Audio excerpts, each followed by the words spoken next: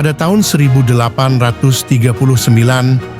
di sebuah desa kecil di Richford, New York, lahirlah seorang anak yang kelak akan mengubah wajah industri Amerika, John Davison Rockefeller. Ia bukan berasal dari keluarga kaya. Ayahnya, William Rockefeller, adalah seorang pedagang keliling yang sering bepergian, meninggalkan ibu mereka, Eliza, untuk membesarkan anak-anaknya dalam keteguhan iman Kristen. Di tengah kehidupan sederhana pada masa kecilnya, ibunya, Eliza, selalu menjadi cahaya penuntun bagi John D. Rockefeller.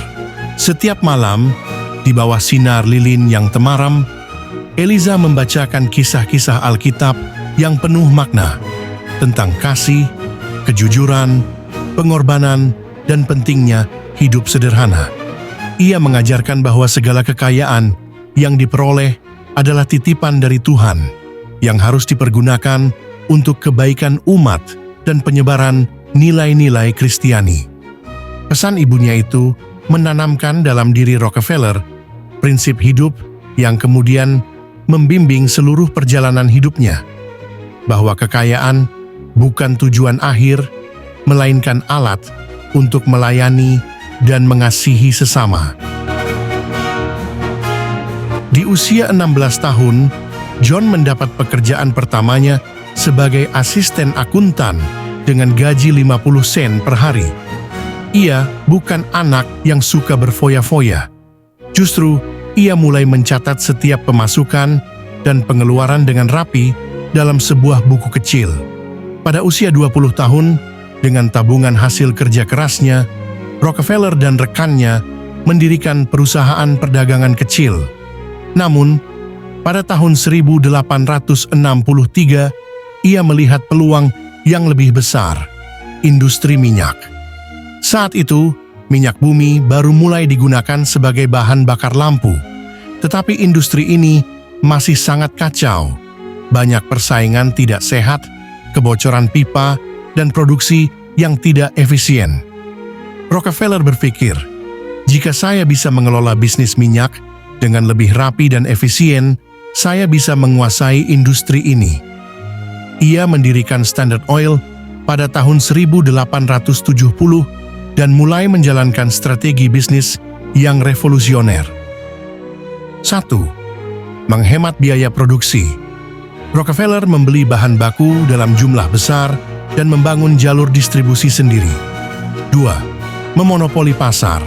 Ia membeli kilang minyak kecil yang kesulitan bertahan dan menyatukannya dalam jaringan Standard Oil. 3. Menekan biaya transportasi. Dengan negosiasi agresif, ia mendapatkan tarif pengiriman yang lebih murah dari perusahaan kereta api, membuat pesaingnya tidak bisa bersaing. Dalam waktu singkat, Standard Oil menguasai 90% industri minyak di Amerika. Meski terkenal sebagai pebisnis ulung yang tak kenal ampun, Rockefeller tetap memegang prinsip Kristen dalam hidupnya. Ia percaya bahwa kekayaan adalah berkat dari Tuhan, tetapi bukan untuk dinikmati sendiri. Sejak muda, ia sudah menyisihkan 10% pendapatannya untuk gereja. Setelah menjadi miliarder, ia membangun banyak yayasan amal, mendirikan Universitas Chicago, dan menyumbang untuk berbagai proyek misionaris baptis di seluruh dunia. Tuhan memberi saya uang ini. Saya hanya pengelolanya, katanya suatu ketika.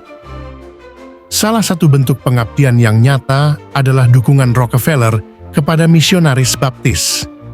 Sejalan dengan keyakinannya yang mendalam, ia melihat misi penyebaran Injil sebagai tugas suci untuk membawa terang kasih Kristus ke pelosok dunia. Rockefeller tidak hanya berkomitmen pada praktik tithe, menyisihkan 10% pendapatan sejak muda, tetapi juga mengalokasikan dana yang signifikan untuk mendukung kegiatan misionaris baptis. Dana-dana tersebut digunakan untuk membangun gereja, sekolah, dan fasilitas penunjang yang memungkinkan para misionaris menjangkau masyarakat yang membutuhkan. Lebih dari sekadar sumbangan, Rockefeller mengembangkan pendekatan filantropi yang sistematis. Ia mendirikan yayasan-yayasan yang bertujuan untuk mendukung pendidikan, kesehatan, dan kegiatan misionaris. Dengan demikian, setiap donasi yang diberikan tidak hanya meringankan beban ekonomi para misionaris, tetapi juga membantu mereka menyebarkan pesan kasih dan kebenaran dengan lebih efektif. Namun, kesuksesan Rockefeller tidak datang tanpa musuh. Banyak perusahaan kecil yang merasa dihancurkan oleh taktik bisnisnya. Para pesaing dan politisi mulai menuduhnya monopoli dan praktik bisnis tidak adil. Pada tahun 1911, Mahkamah Agung Amerika Serikat akhirnya memutuskan bahwa Standard Oil harus dibubarkan menjadi 34 perusahaan kecil. Ini adalah pukulan besar bagi Rockefeller. Tetapi secara ironis, keputusan ini justru membuatnya semakin kaya. Setelah perusahaannya dipecah, saham-sahamnya di perusahaan baru seperti ExxonMobil, Chevron, dan ConocoPhillips melonjak drastis, menjadikannya orang terkaya dalam sejarah Amerika. Hingga hari ini, jejak iman dan karya filantropi Rockefeller masih terasa. Banyak institusi keagamaan dan pendidikan yang berdiri sebagai bukti nyata dari komitmennya terhadap nilai-nilai Kristen. Dukungan yang ia berikan kepada misionaris baptis telah membantu menyebarkan pesan kasih, harapan, dan keadilan ke berbagai pelosok, menginspirasi generasi penerus untuk hidup dengan integritas dan kerendahan hati. Bagi Rockefeller, setiap uang yang disalurkan ke misi adalah bentuk pengabdian kepada Tuhan. Ia percaya bahwa melalui dukungan kepada misionaris baptis, nilai-nilai yang telah ditanamkan sejak kecil seperti kasih, pengorbanan, dan keadilan akan terus hidup dan menyentuh hati banyak orang.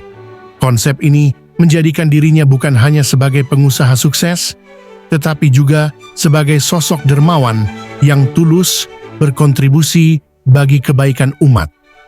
Melalui kehidupan dan sumbangannya, John D. Rockefeller menunjukkan bahwa di balik setiap keberhasilan besar terdapat komitmen yang kuat terhadap iman dan nilai-nilai kemanusiaan. Kisahnya adalah bukti bahwa prinsip-prinsip kekristenan yang diajarkan oleh seorang ibu dapat membentuk seseorang menjadi pribadi yang tidak hanya sukses secara materi, tetapi juga kaya dalam kebaikan dan kasih kepada sesama. Di akhir hidupnya, Rockefeller lebih fokus pada amal. Ia pensiun dari bisnis dan menghabiskan hari-harinya di rumah besar di Florida, menikmati waktu bersama keluarga dan mengurus yayasan amalnya. Ia meninggal pada tahun 1937. Di usia 97 tahun, meninggalkan warisan yang tak hanya dalam bentuk kekayaan, tetapi juga nilai-nilai iman dan filantropi. Hingga hari ini, banyak institusi yang berdiri karena donasi Rockefeller, dan strateginya dalam bisnis masih dipelajari oleh para pengusaha di seluruh dunia. Namun, kisahnya tetap menjadi perdebatan. Apakah ia seorang kapitalis serakah yang menghancurkan pesaing, atau seorang dermawan yang memberkati dunia dengan kekayaannya? Jawabannya tergantung dari sudut pandang siapa yang melihatnya.